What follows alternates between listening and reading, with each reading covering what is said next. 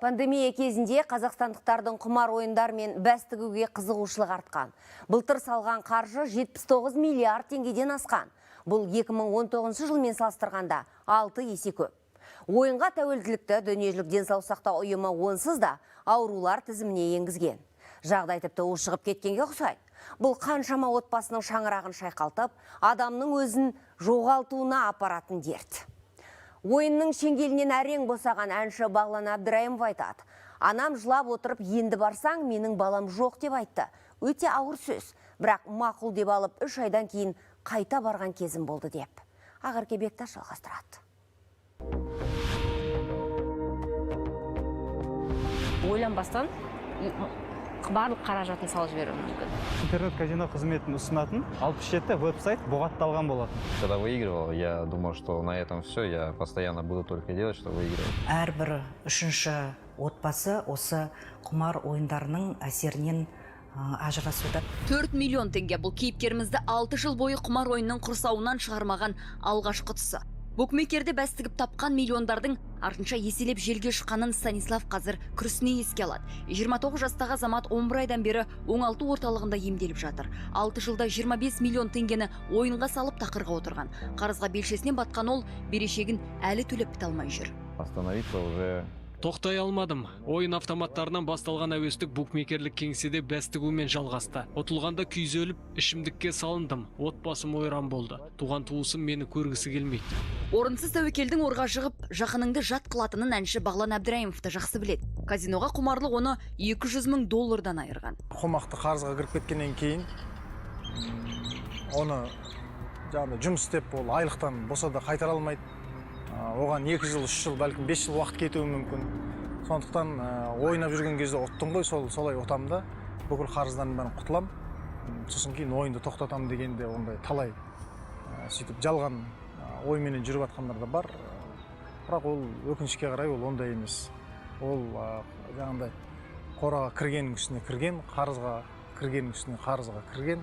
Сол қарызға кіргеннің үстіне кіргендер карантинде тіпті көбейген. Статистика бюросының мәліметінше былтыр елде букмекерлік компаниялар мен бәс тігуден түсетін табыс 6 есеге артып 78 миллиард 6 миллион теңгеден асқан. Оның 57 миллиард теңгесі Алматыдағы бәс тігетін орталықтарға түскен.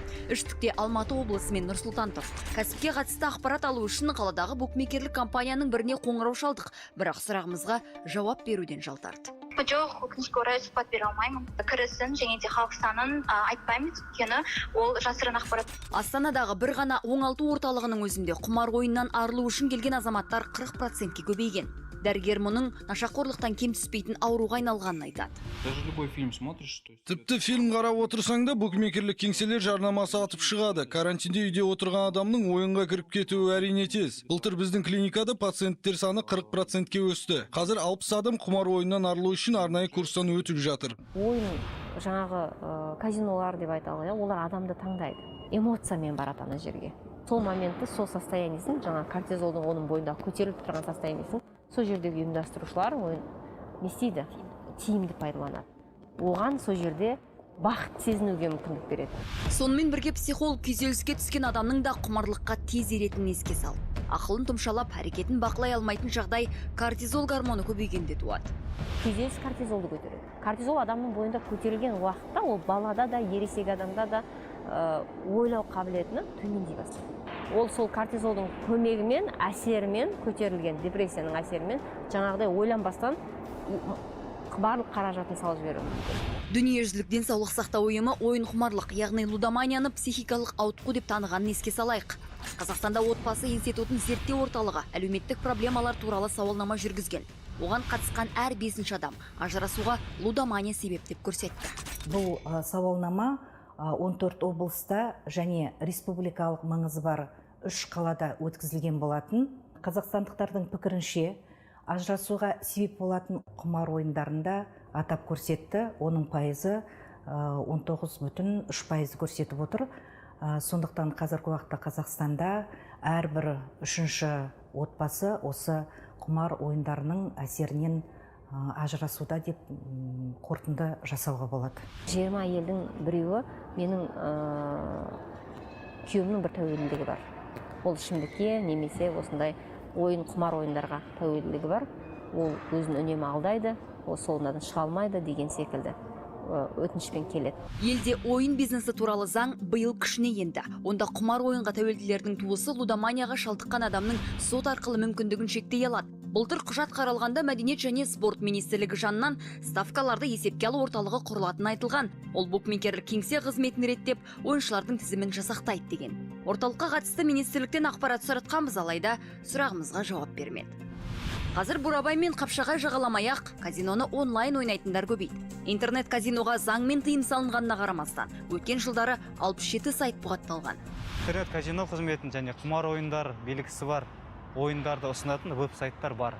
Қазақстан Республикасында интернет казино қызметіне, яғни ол қызметті жүргізуге лицензия берілмейді.